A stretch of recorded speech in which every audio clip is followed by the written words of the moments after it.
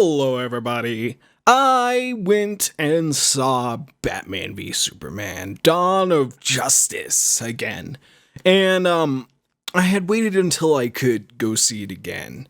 But I wanted to do a vlog about it and kind of give you guys my thoughts on it, talk to you guys about some things that happened in it. So before I even start, this is going to be filled with spoilers. So if you haven't gone and seen the movie, please don't watch this. I know that's a weird thing for YouTubers to say since we want you to watch every one of our videos as many times as possible. But please don't watch this. Go out and see the movie for yourself before you watch this. Or any review or any analysis or opinionated thing on it that you see, because it's hard for people to come up with their own opinion on this, it seems like. It's so split, this movie. And I'll get into that. But if you guys haven't seen it, please don't watch this. Turn it off. I really appreciate you guys coming and watching this video since it's just a vlog. There's no gameplay in the background. Just an image that I made. I don't want you guys to have the movie ruined for you. But if you have seen it and you do want to hear what I have to say about it, do stick around. I appreciate you watching and listening to me. Really, this is just a great audio thing. But I didn't want to do it over gameplay because I didn't want you guys to miss out on an episode of DCOO. And I didn't want to do it over another game. So let's kind of get into it. Again, if you haven't watched it, this is the last moment you have before I start spoiling things and talking about it. So please, if you haven't seen it, just turn it off. I really appreciate you coming, and I love all you guys. But don't watch this if you haven't seen it. All right. So I really like the movie. But it's not a great movie. And I'm going to say that. It's not a great movie, but I think it's a good movie. And having seen it twice now, the second time was better and I understood it more. And I quickly just want to hit on that they put out a deleted scene online. And if you look up Batman v Superman, Steppenwolf, you'll get to see that deleted scene. And it makes me think that this movie was heavily edited, and it was probably going to be like a 3-hour movie, something like Lord of the Rings style. But Warner Brothers put down the hammer and had them cut scenes that they didn't feel people would understand. You know, the general audience wouldn't understand. And that really sucks, because from watching this movie, I can tell that Zack Snyder is a big comic book fan. Not that I couldn't tell before. He's done 300, he's done Watchmen, he's done Superman. This guy is kind of ingrained in comic books and comic book movies now. And it also has Ben Affleck, who is also a massive comic book fan. And it shows, especially if you watch it a second time and you enjoyed it the first time, that there was a lot cut from this, but that this movie was originally made for comic book fans. It's not, some people will say the opposite, but what I get from it is that the scenes that people will enjoy from this movie, the ones that they'll enjoy the most, are targeted at the hardcore fans of comic books. And when you see those moments, you will love the movie for them, regardless of what else is happening in the movie. And also the structuring of the movie. That's one thing I complained about on the first time I watched it, at least the first night, until I really understood what it is. The movie, like Watchmen, is cut like a comic book.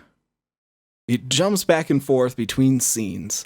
You'll start off with like Bruce Wayne dealing with his thing, and then the next page it'll cut off and it'll be Clark Kent dealing with wanting to figure out who the Batman is, and then it'll cut away back to maybe Batman or to cut to Lex Luthor.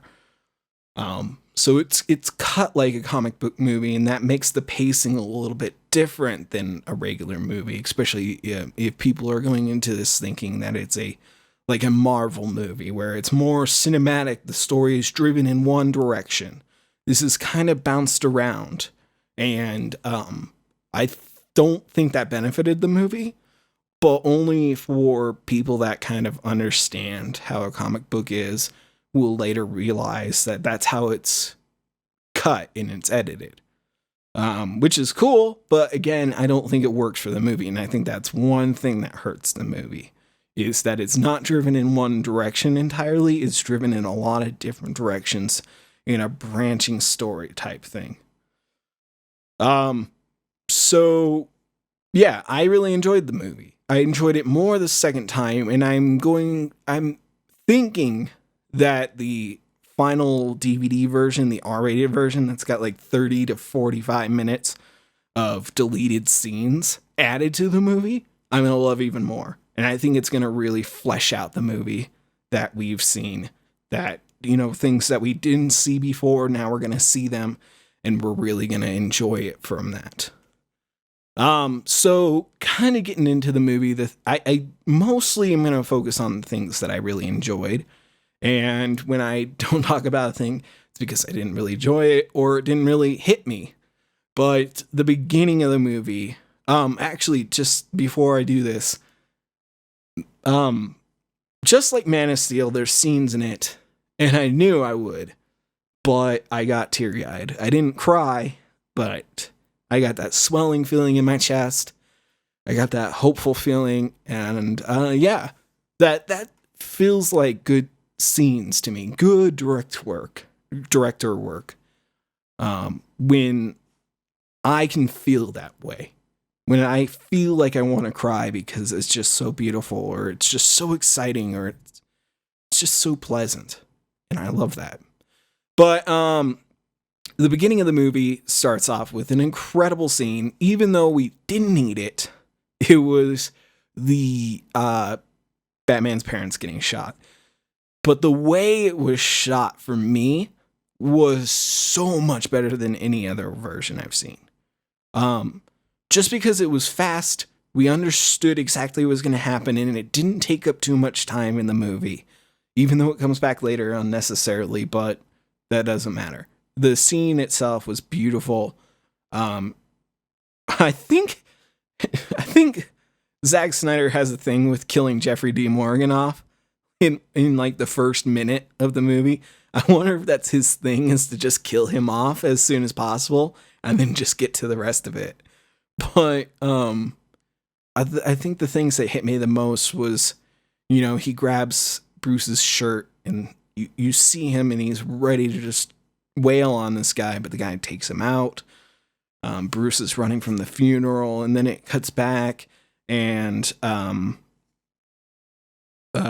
Martha Wayne, she tries to strike out at this guy, and he pulls the gun up to her, catches her pearl necklace on the gun, and has the gun pointed right in her face.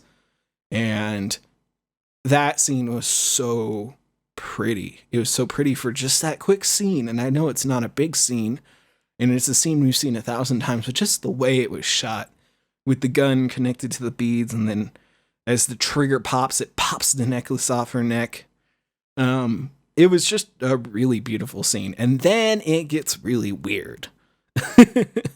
Bruce is down in a cave, as he usually is, and he sees the bats, and the bats come at him, and they're floating around him, spiraling around him, but he stands up in this cloud of bats and starts floating off the ground. And at that point, I was like, all right, this is kind of bullshit. This is too weird. This is too weird. And then at the end of it, you hear Bruce's voice, and he's like, and that's when the dream ended. And then it immediately cuts into one of the coolest scenes in the movie.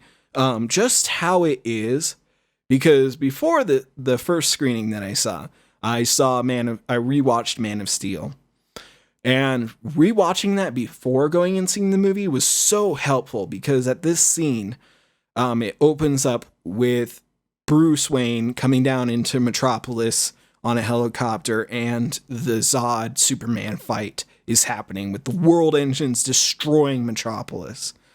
And Batman hops in the car and he's doing his thing.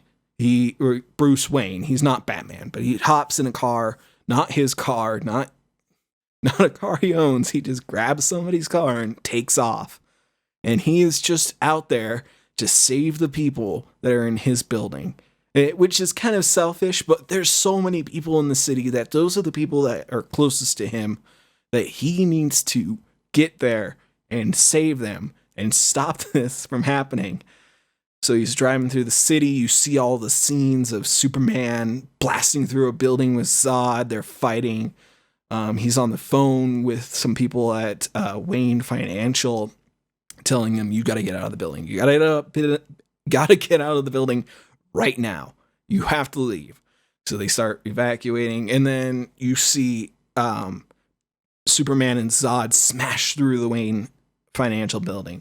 And there's a scene in Man of Steel where they're inside an office building, and it looks abandoned, but clearly that's just an abandoned floor, or a floor that's under construction. But Zod starts getting his powers again, and it's overwhelming him, and he starts shooting lasers out of his eyes, and it's blasting around. But before this scene, Bruce stops in the street. There's a lot of people standing, staring, looking at the world engine. The world engine has silenced for just a moment. And you see the Kryptonian ship smash into it, and it explodes, blasting out windows. And it starts doing its implosion thing. And then Bruce runs down the street and starts seeing these lasers firing out of Wayne Financial. And it was just so cool seeing it on the ground version of this battle that we had seen, and a lot of people had been upset about seeing all this destruction. And it makes sense from how this movie is laid out. That makes sense for the entire movie. You see this destruction, this 10 times magnified 9/11 incident, where everything is being destroyed around you. People are just racing either in to help people or racing away to flee the city so that they don't get hurt in the destruction. And then it continues on. The building collapses, and Bruce runs into the cloud of dust and smoke and concrete to help people. And he saves a little girl. She points up at the building, and he says to her, "We're going to find your mom. Don't you worry." And where is she? And she points up to the building, and half the building is gone. And it's a heart-wrenching scene to see that. But this sets the tone for Bruce Wayne anyway, that he's seen this destruction. And I'm wondering if there's something more to it, because there's rumors that Barbara Gordon was supposed to be in this movie, but she was either cut out or didn't exist. But he sees like Zod and Superman fighting in the air as they hit the satellite, and they're plummeting back to Earth with the fragments of the satellite. And you see that look on his face where he was vengeful of Superman. He hates him because of this. I'm trying to think. Oh, and then it immediately cuts over to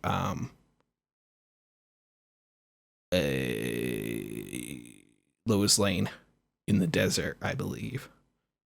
It's that, or it's... Oh no, it cuts over to a scene of kryptonite being revealed, which is cool because that was going to be something hard for them to deliver in this movie, or in this world, of how kryptonite gets on Earth, since it's from Krypton, really.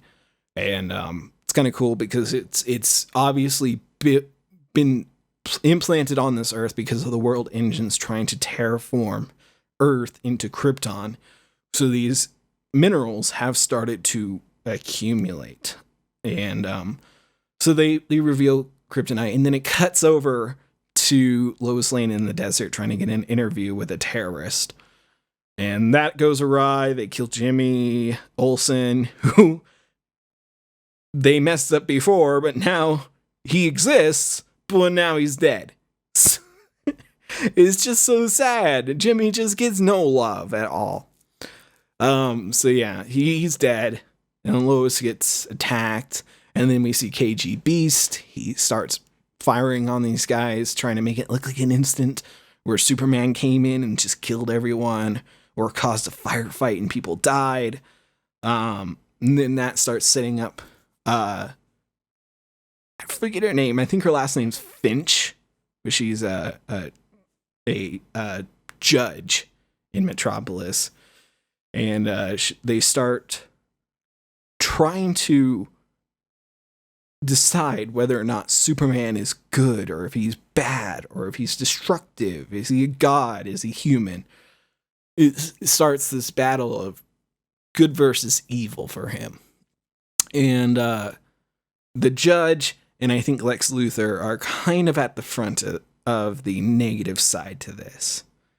And that was really Lex Luthor's major, like, plot point in this entire movie. I'm going to say straight off the bat, I still don't like Jesse Eisenberg. Even though on the second time watching it, I kind of understood where they were trying to go with him. And there were some scenes where I was kind of on his side, but I just don't like his, even though it's Lex Luthor Jr., I don't care. He's not good. He wasn't good in this movie. I don't like him. And I never liked him.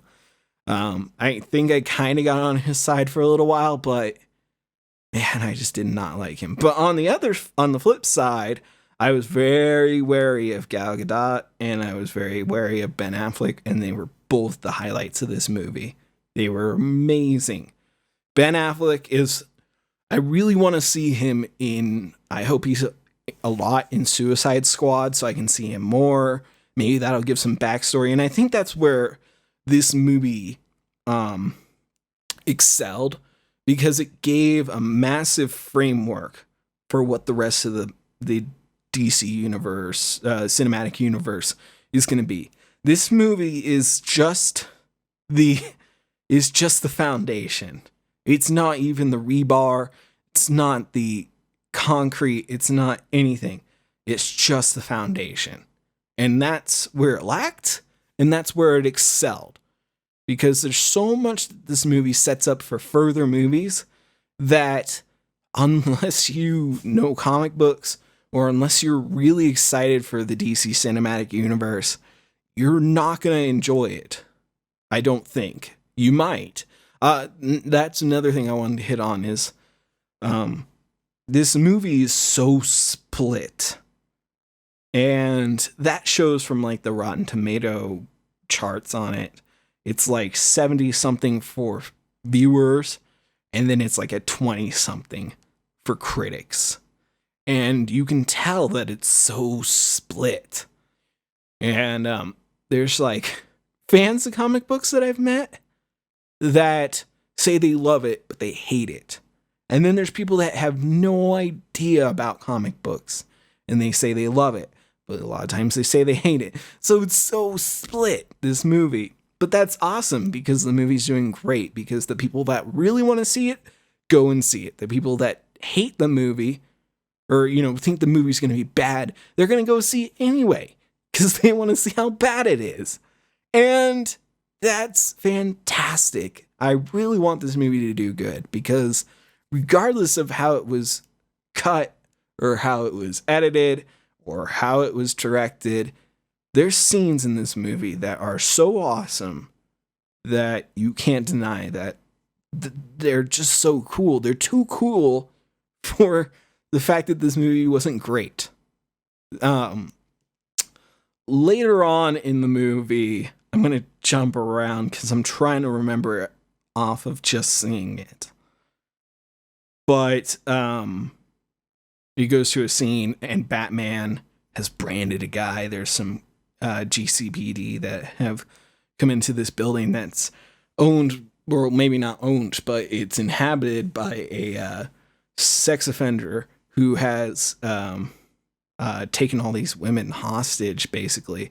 They kind of just skip over most of it, but it's kind of the first time you get to see Batman, and he looks great, and it's a very cool scene. This guy's chained up to a radiator, and he's got the branding on his shoulder, and that's the first time they're like, he branded him. What? That's crazy. That's the first time we've ever seen him brand somebody. And then after that, Bruce and Alfred are talking, and Alfred and Batman's relationship is great. I love Jeremy Irons. He's fantastic as Alfred. He's like a grizzled, battle-hardened Alfred, and I love that because he's very, very cool. And the way they talk and everything, it's fantastic. But he brings up to Batman the fact that he branded somebody, and they're saying that if you have the branding, it's basically a death sentence in prison. I don't know why. I guess because you've been attacked by Batman. I don't know. I don't see how that would be a death sentence. I think it would just be marked that you were caught by the Dark Knight, so that sucks. But apparently it's a death sentence in prison. And Alfred points it out to him. He's like, are you doing things different? Or I guess there's new rules, huh? And Bruce says, we've always been criminals, Alfred. Ever since the start, nothing's changed. And Alfred says, no, everything's changed. And ever since the Superman, you are in a position where you're seeing a god come to Earth, and it makes you question how powerful you are and where you stand in the universe. And it makes good men, the line that we've heard in the first trailer for it, it makes good men cruel. And I think that's pointed, it's kind of a metaphor for both Bruce Wayne and for Lex Luthor, because Lex Luthor, throughout the entire movie, is obsessed with the idea that Superman is evil. Superman is a bad person. And I want to know why he's driven that way. And the only thing I can figure from watching the second trailer is I'm assuming that everyone that's missing in it was due to Superman and Zod's fight, and they died during that apocalyptic event, that terrible event, that 9/11 type of event in Metropolis. These people just died, and now like Lex Luthor, his father, died, and now he's obsessed and hates Superman. But I mean, that's all just speculation. I have no idea, but I assume that's where it's coming from, and I hope that's where it is, because that would make a lot more sense than it did. But throughout the entire movie, Lex Luthor is just obsessed with this idea of stopping Superman. He wants to get the kryptonite that they found at the beginning of the movie so that he is a deterrent. He says it's a deterrent for Superman, but it's clear that he wants to kill Superman. He wants to put Superman in a situation where he can kill him.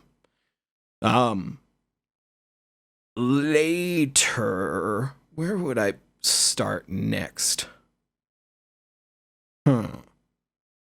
I guess we'll just cut to the first time Clark Kent and Superman meet, which is basically what's in the trailer, kind of. But Bruce Wayne ends up going to this party because he was invited as Bruce Wayne. He didn't want to go as Bruce Wayne. He wanted to go as Batman and just break into Lex Luthor's house and take the information that he needed to figure out this thing that he was trying to figure out about the white Portuguese. And all the information was going to Lex Luthor. So he was trying to figure out what that was. And which is cool because you kind of get to see this detective-ness to it. They have a great conversation about morality that we've kind of already seen. And then Bruce Wayne goes off to try to steal the information. And there's a scene that I love in it where he's hooking up a device that hacks the servers that are in Lex Luthor's building, or this building. And he starts pulling that off. And then Mercy, who is Lex Luthor's assistant, walks in and she's like, Mr. Wayne, you can't be in here. And he's like, and it's very Ben Affleck type character, but it's perfect because goofy Ben Affleck is the perfect, like, playboy philanthropist, or whatever that is, that word, philanthropist, whatever. Can never say that word. But that goofy playboy Bruce Wayne, where he's just like, oh, I'm sorry, I was looking for the bathroom. I had too many martinis. And he's just kind of stumbling over his words. And he's like, those are nice shoes. And she leaves. And he just smiles at her, and at the same time, immediately cuts back to being Batman and says to Alfred over his comms, he's like, Alfred, I can't stay here. And he's like, well, go back to the party and meet a nice girl. Maybe you'll actually prosper from that. But right before that, too, like I said, I'm going to bounce around. But right before that, you get to, you see Bruce Wayne and Clark Kent in the building before they've talked. And Alfred's talking to Bruce on his head, or on his comm system. And Clark overhears it. And that's the moment when you figure out that Clark is starting to pick up what Bruce Wayne actually is. And then their conversation, you get the idea. He recognizes that he's Batman. And I think that starts to build the idea for Bruce Wayne that he might be Clark Kent. Although, throughout the movie, until the very end, you don't make the connection. He doesn't make the connection, which is kind of sad, because the one thing I think this movie lacked was the intelligence of Bruce Wayne. But I think they were trying to push it in the idea that so many bad things have happened to Bruce Wayne that he is blinded by hatred now. So much so that he's become kind of a Flashpoint Paradox Thomas Wayne, where he's willing to use guns and weaponry, live ammunition against enemies, cause them pain, bring them death. Because at this point, he feels like he can't make sense of the world without going that direction. Which is awesome, because it's a far more hardcore Batman than we've ever seen. He does not have really any qualms about killing people in this movie, which I personally find amazing and awesome, and I love it. I think at the end they kind of changed that because, we'll get to that. Next, it cuts off Bruce Wayne and is chasing Diana because she stole his little device that was hacking Lex Luthor's servers. Tries to chase after her, doesn't find the information. So he's stuck with not having this information. And then it cuts around to Clark Kent with Lois. She's trying to figure out where this bullet came from that's in her book or in her journal. They're dealing with that. He's dealing with people questioning him as a superhero. Is he doing good? Is he benefiting the world? Or is he causing more destruction? Or is he altering things that we shouldn't alter? Is he making bad decisions for us? And that's kind of the main idea of this whole movie is Superman beneficial to the world? And is Superman beneficial to this world? And is Batman a hero at all? So it's questioning, are they heroes in this world? Yeah, we'll cut off from there to the next scene that I can remember, which is where Bruce has tracked down Wonder Woman to this art gallery. And they have a nice little discussion about who they are and her making fun of him that he doesn't want to share just like little boys. But she gives him back his device. And then it cuts to one of the most interesting, confusing, and exciting scenes in the entire movie. Because Bruce Wayne goes back to the cave and it starts decoding this device that has taken all these encrypted files from Lex Luthor. He starts decrypting it, and then it cuts. And this is where I'm separated from a lot of people. A lot of people assume that these scenes are dreams or just visions. But I believe that they're alternate timelines collapsing in on each other. And I know that's a hard idea to grasp or to believe, but it's so sudden how they cut that I feel like that there's either something missing from the scenes and they're cut that way, or they're cut to look like they're alternate timelines or alternate realities collapsing in on each other. It's gotta be. Because the first scene, it just goes blank. Bruce Wayne doesn't fall asleep. He doesn't pass out. It just goes black. And it cuts to Bruce Wayne as the Nightmare Batman, as like the Funko action figure is calling it. I don't think it's a nightmare. I think it's just an alternate reality. But it shows him and the world is all destroyed. And then you see the Omega symbol on the ground. And he's trying to meet up with these guys, which is clearly KG Beast and some other mercenaries, to get a hold of kryptonite so that he can defeat Superman. And unfortunately, it goes awry, and the Superman soldiers come, and Bruce Wayne's fighting him off. He's killing guys, which is one of the scenes where he kills the most guys just hand to hand. He just starts killing people, and they finally subdue him after he's been fighting them, and all these parademons, these apocalyptic soldiers, start flying in.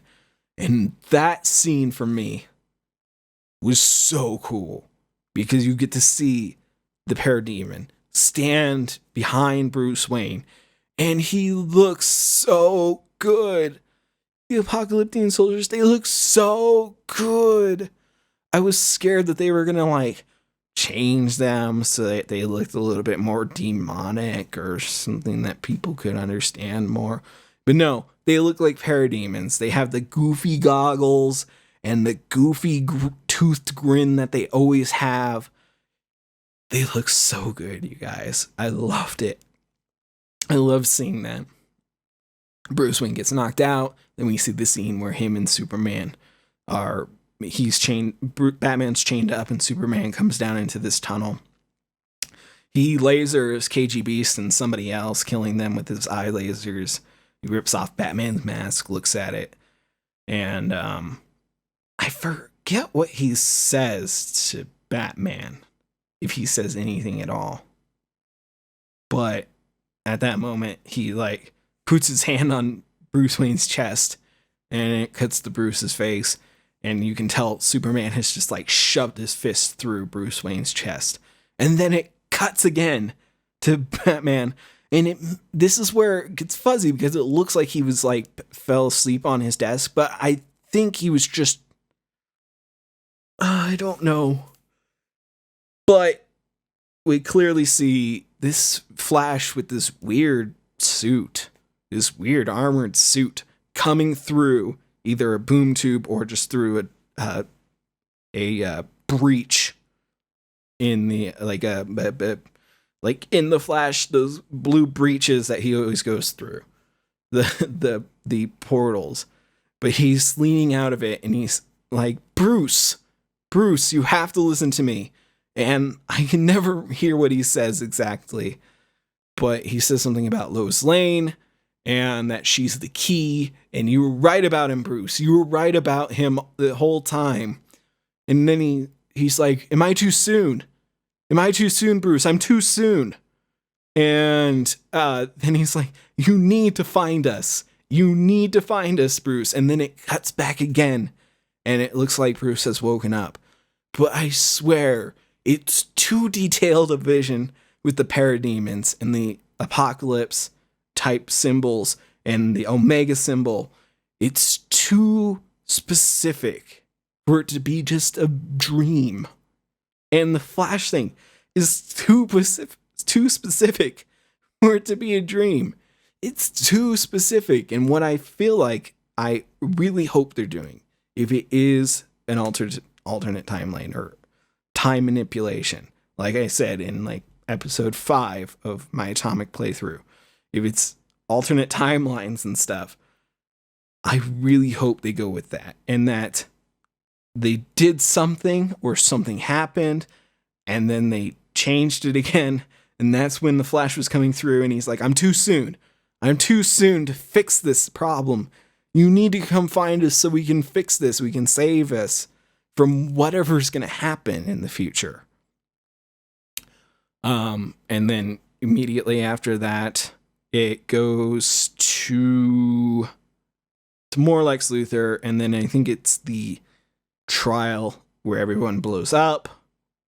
And then I think at that moment is where the fire builds in Bruce.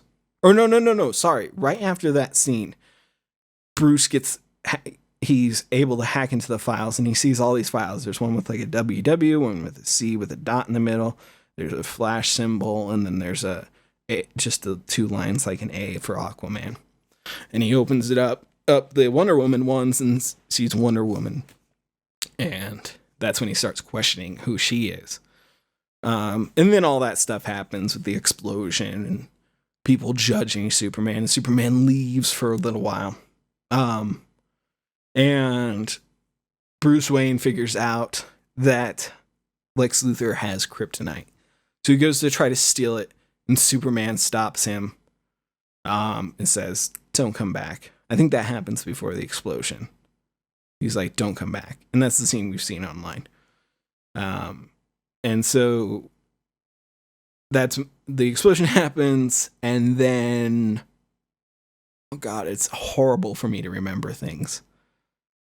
But after that, the explosion happens, and then Bruce Wayne assaults the LexCorp building and takes the kryptonite for himself, which is where Lex Luthor's Jr.'s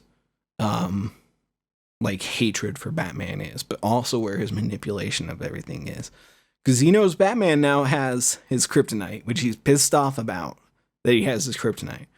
But he wants to pit Batman against Superman because he realizes that Batman's trying to get the kryptonite either to stop Lex Luthor or more likely to try to stop Superman.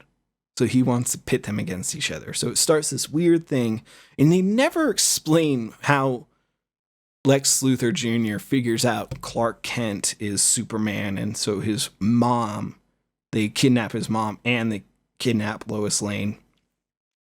Then they have a conversation on the roof of LexCorp, and he throws her off the building, but Superman saves her. And then he comes back and they start going into the fight, or the argument, where Lex Luthor's telling him that to save your mom, you have to go kill Batman. And I'm going to prove to everyone that you are either as good as you say you are and your mother's going to die, or I'm going to show everyone that you're a fraud and you are as bad as anybody that has power. So Superman has to go off. And that's when we get the really cool fight. Before that, you see like a montage of Bruce Wayne getting prepared. He's making the kryptonite spear, which is so reminiscent of Lex Luthor's spear from the DCOO cinematic. It was very kind of cool to see that. But he's preparing and everything, and then they meet. And Superman at first is like, Bruce, you have to listen to me. They're holding my mom. I need you to help me. But Bruce doesn't want to listen. He just wants to fight Superman and take him down. Which is really cool. There's like a sound thing that Bruce Wayne uses.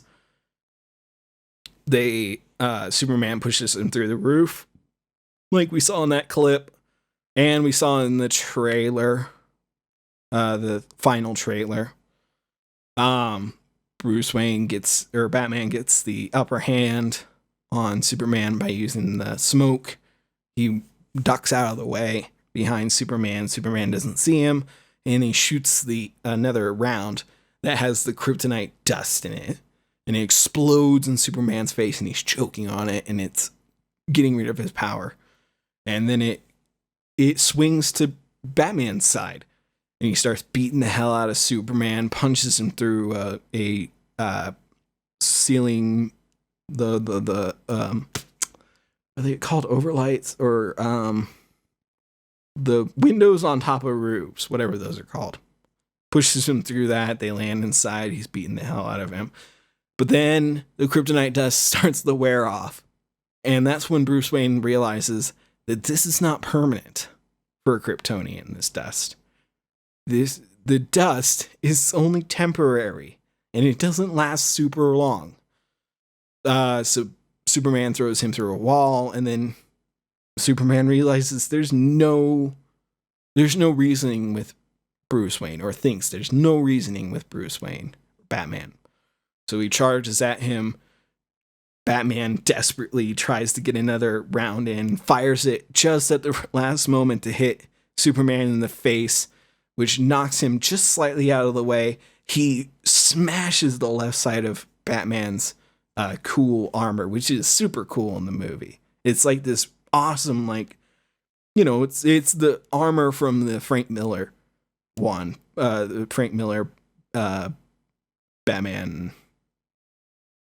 Dark Knight Returns. Yeah, I'm trying to think of the name, but yeah, it looks so cool because he just looks so beefy and so massive, and it just works for it. Especially him fighting a Kryptonian, because if he were just in his regular suit, I wouldn't believe it. But in this, it looks like some sort of power armor, kind of like, even more so than it does in the comic books, but it looks kind of like a Batman-styled Iron Man suit, I guess.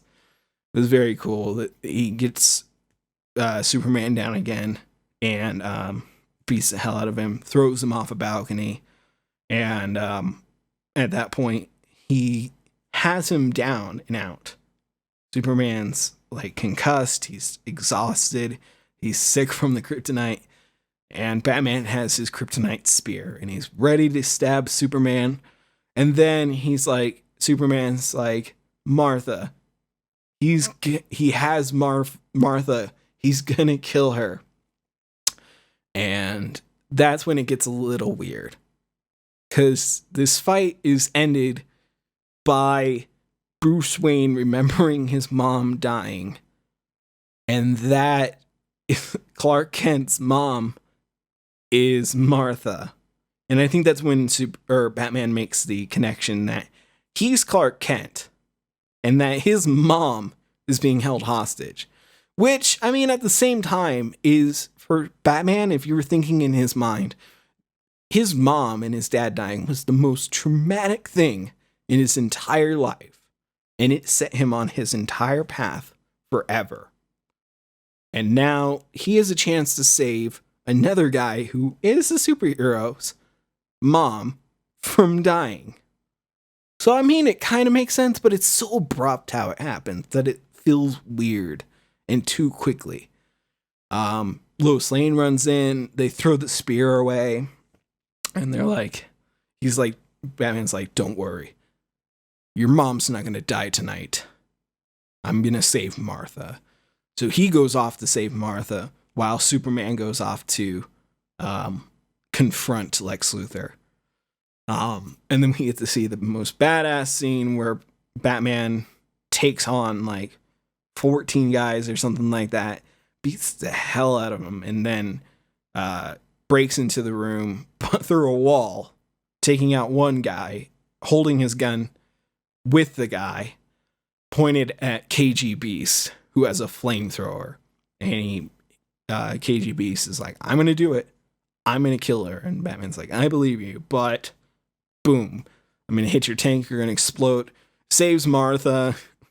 We get one of the only funny moments in the entire movie where he's like, don't worry, I'm a friend of your son's. And she's like, I can tell, the cape. It's kind of cute. And then from there, it cuts over to Superman inside the Kryptonian ship where Lex Luthor has gotten a hold of Zod's body, and he's doing this experiment. And also, before this all happened, Lex Luthor goes into the ship, and it's like, do you want to take control? And it's like, yes. And it talks about the archives on the ship are extensive. Would you like to learn more? Kind of like a computer program. Would you like to learn more about this program? Lex Luthor's like, yes, I would. And that starts him on learning how he can manipulate Zod's DNA. And he creates an abomination that they have forbidden on Krypton to create, which kind of makes me think that Doomsday exists somewhere in the universe. The original Doomsday, because this is not technically Doomsday. But at the same time, Superman's confronting Lex Luthor, and Lex Luthor's like, I gave the bad a chance to kill you. But if man can't kill God, the devil will. And he creates a Doomsday type hybrid. He says this is your Doomsday, but he doesn't call the creature Doomsday. We just all assume it, that he's calling it Doomsday. And then that commences the fight between Doomsday and Batman and Superman. Superman's getting his butt kicked by Doomsday, and but Superman blasts him through a building up into space. They're gonna nuke him, and then they do nuke him. They nuke Superman and Doomsday in space, which was a super cool scene because the nuke explodes, and then Doomsday lands on Stryker's Island, which is uninhabited yet. So there's no Stryker's prison yet because there's no metahumans. That's only a theory that Lex Luthor has because of the footage he has of Wonder Woman, Aquaman, Cyborg, and the Flash. But they start getting into the fight, the explosion happens, Doomsday lands, and then it shows a scene where Superman's body, his energy depleted body, is floating in space. Batman tries to take on Doomsday. Not a good idea. But he's like, I need to get him back to the docks where me and Superman were fighting because I have a spear made of kryptonite there that I can take him down with. So he trails him there. Doomsday takes out his Batplane and he crashes, and then we get the cool scene where Batman sees Doomsday land after sliding down a building, and he's ready to do his laser eyes. So Batman's like, oh shit. And at that moment, which is the coolest part in the entire fights, Wonder Woman stops with her bracelets, the laser, and you get her theme roaring, and you're like, yes, now we have Wonder Woman and we have Batman here. And then at the same time, the sun hits Superman's body and regenerates his power, and he comes down, and their fight commences with that. Batman stands no chance in this fight, and he knows it the entire time. The scene where we see him grapple up to a building, he's trying to dodge Doomsday's blast. He dodges again from there and slams into the side of a building, falls, jumps away using some smoke repellent, or some smoke spray, whatever, gas. And it just commences this big fight. Superman, or Lois Lane, tries to go get the spear. She gets trapped underwater. Superman goes and saves her and pulls out the spear, but it depletes all his energy. He's out of energy. And then he's like, I have to take her down. The whole time while Wonder Woman is kicking Doomsday's ass, which is so cool to watch her fight because she just loves it. Loves this battle. But Superman's like, I have to do this. Wonder Woman's got Doomsday pinned down with her lasso, which is super cool because I didn't think the lasso would work, but it does work in this movie. And then Batman hits him in the face with his last grenade of kryptonite dust, depleting some of Doomsday's energy. Then Superman stabs him. Now, I think I already talked about this, that they were going to do Death of Superman. So it didn't surprise me at the scene, but I thought they would go about it differently.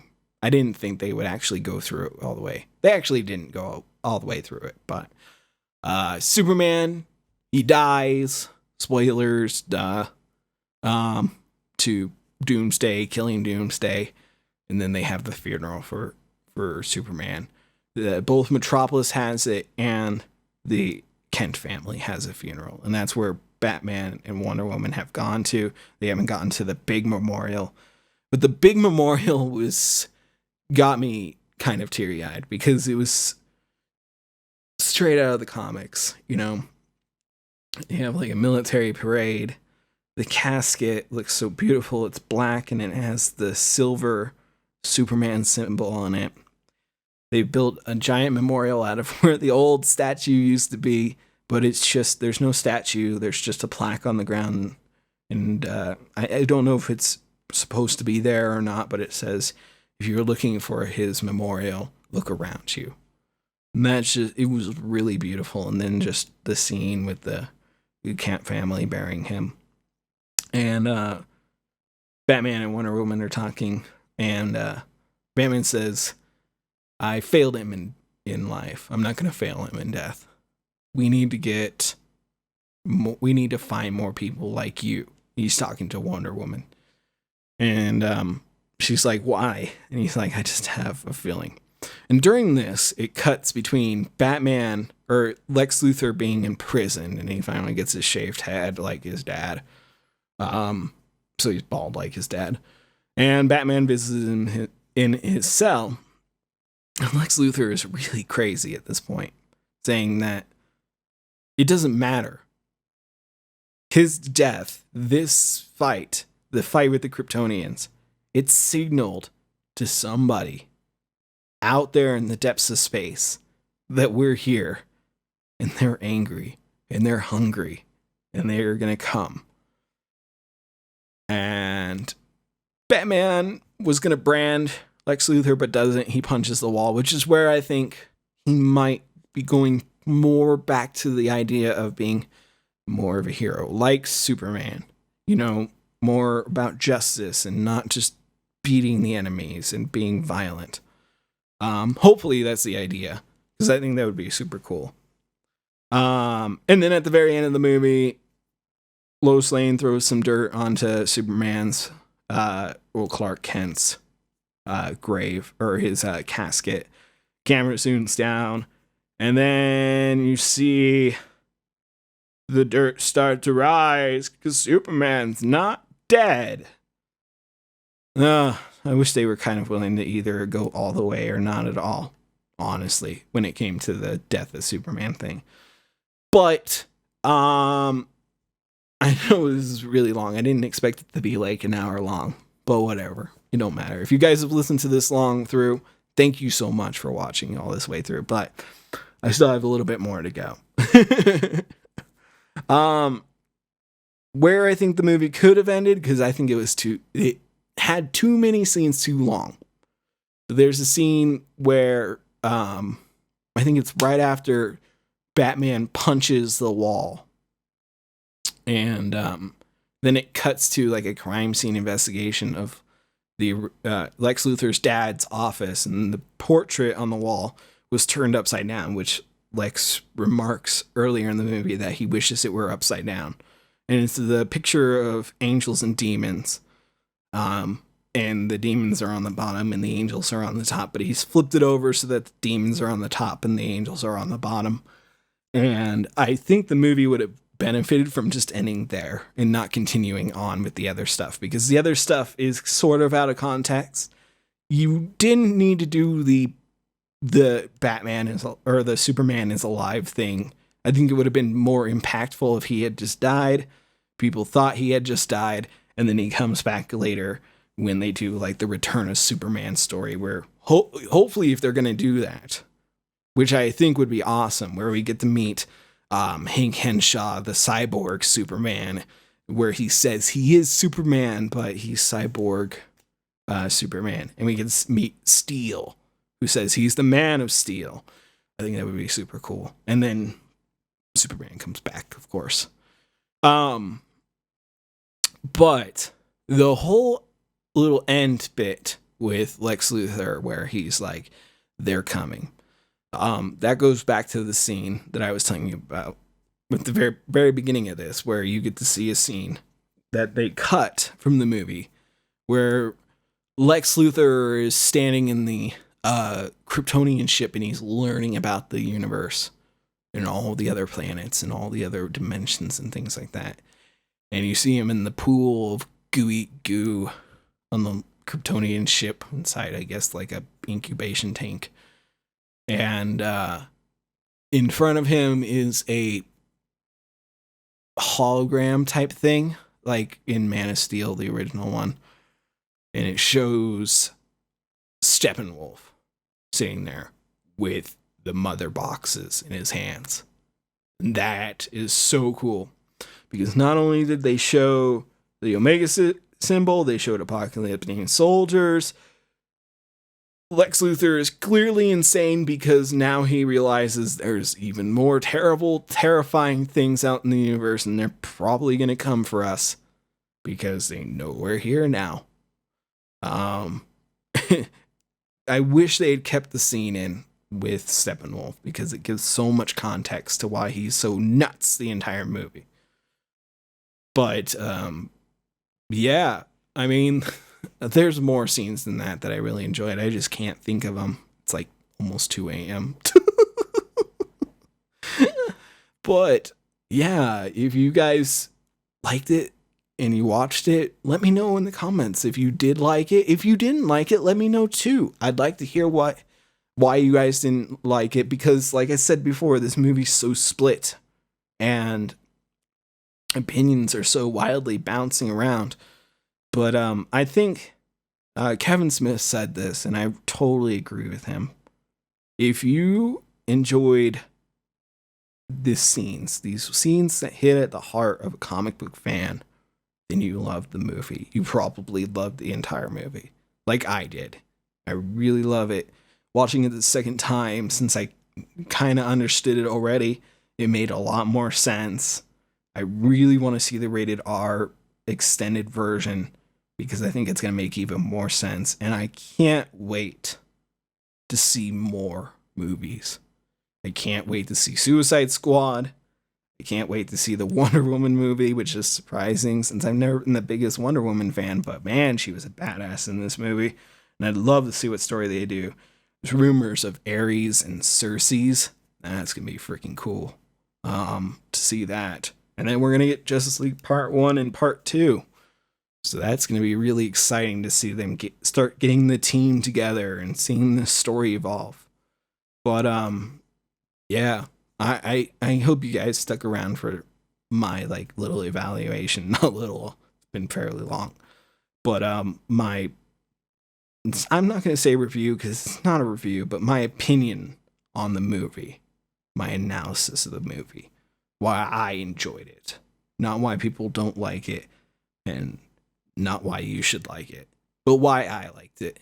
But maybe you guys share a lot of those same opinions. So thank you, everybody, for joining me, and I will see you all next time.